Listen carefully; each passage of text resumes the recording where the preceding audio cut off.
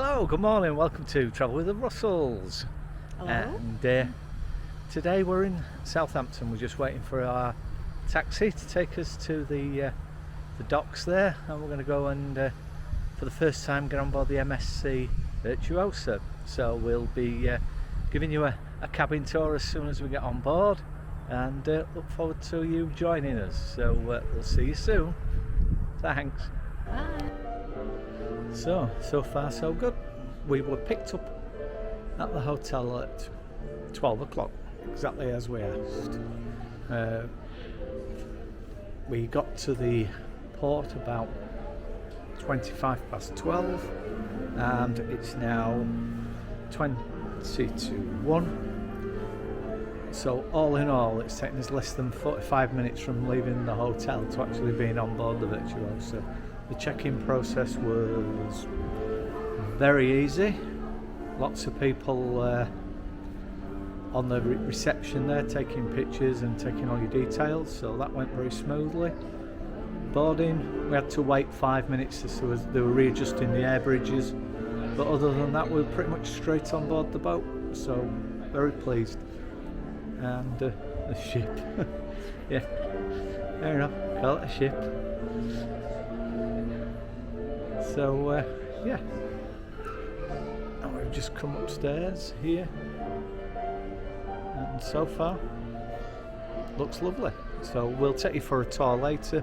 First thing we'll do is a cabin tour, and then later on in the cruise we'll be doing a full top to bottom, as we always do, ship tour. So show you around this beautiful ship.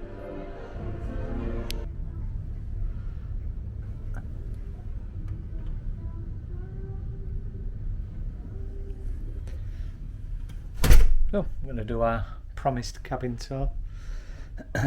So inside cabin. Well, first of all, I'll say it's very spacious. It is. It's lovely and spacious. In fact, there'd be room for a sofa in here, but kind of standard layout for a cabin, I suppose, especially an inside cabin.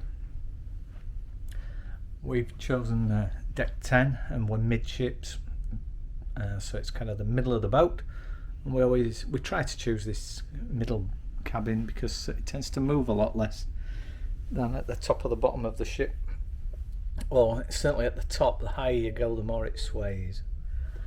Side lights here, USB points, so again you don't need to bother bringing your chargers, just bring your USB cables. Little storage units, so they're both sides. Plenty of room under the beds for the cases. We have the large cases under there, no problem at all. Again, switches for the lights and USB points. I'm not sure if this is just because it's going for the Brits, for the UK, but tea and coffee are provided, kettle. There's also another USB charge point there. The sockets themselves are European, so they're the European socket, and I always bring an adapter. So I always bring a European adapter and an American adapter, and this has both types of sockets because on this side we've got the square pin American style, and I've got the square American style adapter for the British units. Force of habit really, I don't think you need to do this anymore, but if you have a lot of equipment that you need to charge up, etc., you might want to bring a little extension lead, which we always bring. This thing on the end lights up when it's dark. It's not particularly dark in here, but certainly on a night when you turn all the lights off, it's just a nice little night light, just so you can see your way around in the cabin. And they're not very expensive, and you can also plug things into them, so they do change colour and stuff, also whatever you find soothing as a night light. Hair dryer. There is an hair dryer in there, yeah.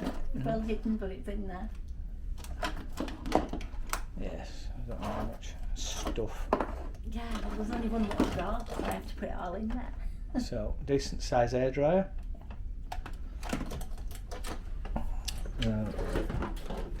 Minibar.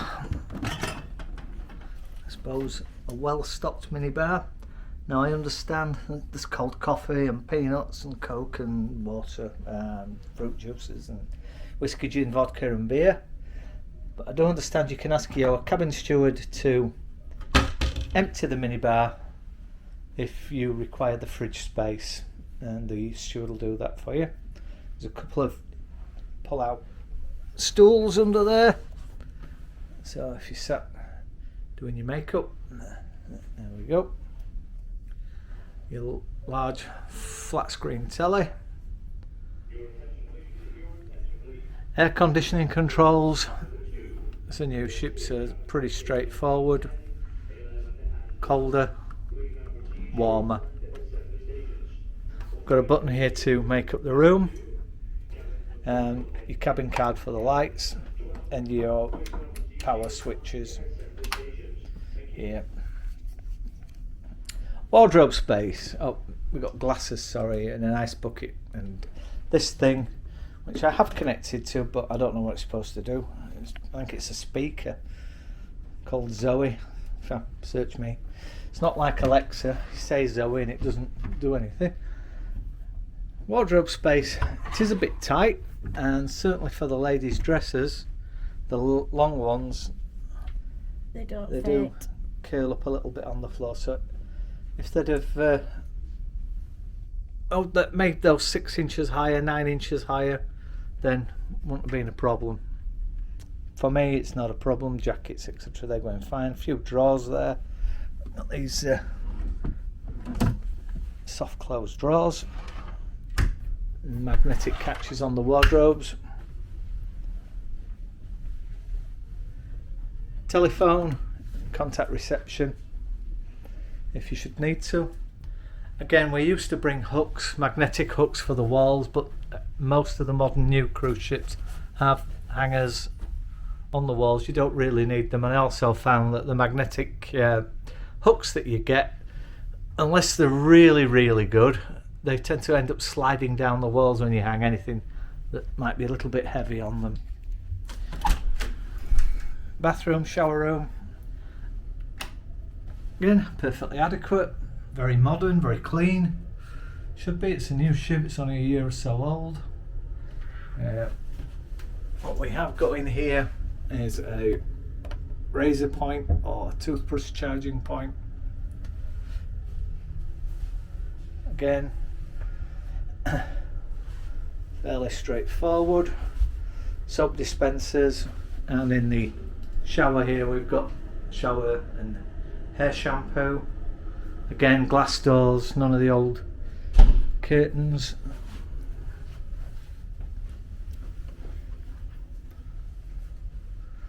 So that's our quick tour around the boat. One little tip that we always do is, on this particular boat, you can hear the extractor. Maybe you can, maybe you can't, I don't know. But certainly on a night, if it's dark and somebody needs the loo, then opening the door and switching the light on can disturb them.